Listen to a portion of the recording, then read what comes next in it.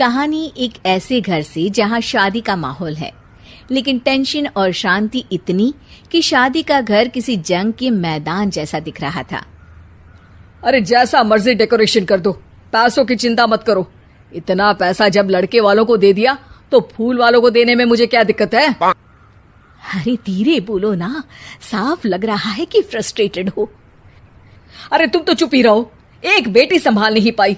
सारा दिन मैं काम पर जाता था, सोचता था घर पर बच्चों को अच्छे से संस्कार मिल रहे होंगे, लेकिन नहीं, मैडम को तो अपनी किटी और फैशन से फुर्सत मिले तब ना। माँ चुपचाप वहां से चली जाती है। समझ में नहीं आता कि आखिर शर्मा खानदान में हो क्या रहा है। कल तक चिड़िया सी फुदकने वाली शीना की शादी यूं अचानक एक मोटे काले लड़के से क्यों हो रही है? शीना कमरे में हाथ में गुड़िया लिए बोलती है, मेरे साथ जो हो रहा है ठीक हो रहा है। तुम तो सब जानती हो, साहिल मेरे लिए भगवान है। अब जब वो ही नहीं मिला तो फिर कोई भी हो, जिंदगी ही तो जीनी है, जी लेंगे। बाहर शीना की बुआ किसी से बात करती है। अरे मोटा नहीं, उसे तो खाते पीते घर का कहते हैं।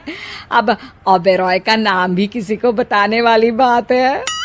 उनका इकलौता लड़का तो करोड़ों की सामी तो है ही।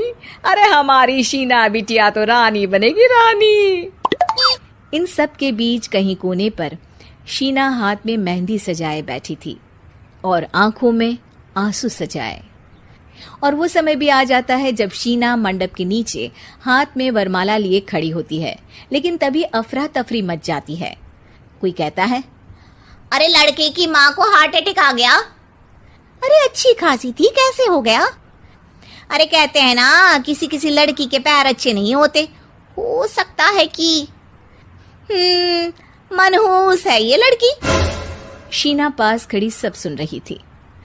फिर शीना अपने कमरे में आ जाती है। शादी ये कहकर नहीं होती कि लड़की मनहूस है।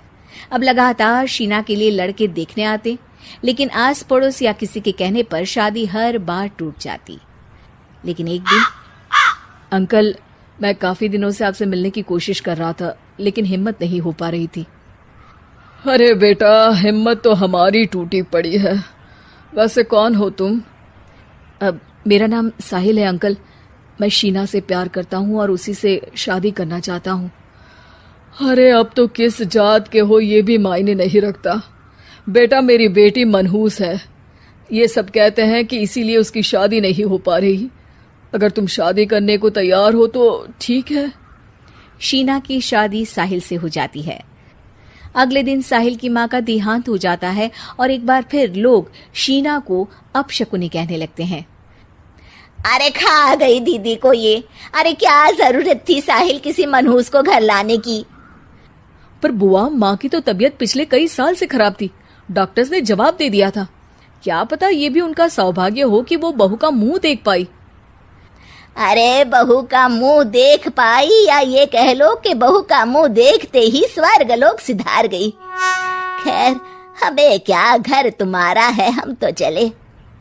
अब शीना को खुद पर ही शक होने लगता है कि कहीं सच में वो अपशकुनी तो नहीं। साहिल, हम दोनों की शादी नहीं हुई होती तो अच्छा था। देखो ना, कैसे पहले मेरी शादी टूटती थी और अब तुम्हारी माँ भी। अरे ऐसा कुछ नहीं होता शीना, अपशकुनी वगैरह कुछ नहीं होता। ये सब तो ईश्वर के खेल हैं।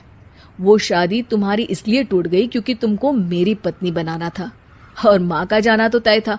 वो काफी बुजुर्ग थी, साथ ही एक ऐसी बीमारी से जूझ रही थी जिसमें डॉक्टर्स भी उन्हें नहीं बचा पाते। शीना साहिल की बात सुनकर तसल्ली कर लेती है और वहां से चली जाती है। अगले दिन, शीना, अरे ओ शीना। क्या हुआ? उफ, कहीं फिर मेरी वजह से कोई नुकसान? अरे नहीं नहीं शीना, तुम जानती हो, जिस प्रॉपर्टी के केस को हम बरसों से लड़ रहे थे उस पर फैसला आ गया, वो भी हमारे हक में। अब हम करोड़पति हो गए शीना। शीना शांत रहती है।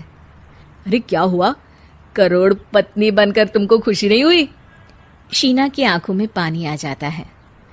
चलिए जी, कुछ तो अच्छा हुआ मेरी जिंदगी में आकर आपके साथ। साहिल शीना को गले लगाकर कहता है, मेरी नई नौकरी भी तुम्हारे ही आने से लगी। ये प्रॉपर्टी का केस जीता। सब कुछ तो तुम्हारे आने के बाद ही हुआ, फिर तुम मनहूस कैसे? ये सुनकर शीना खुश हो जाती है।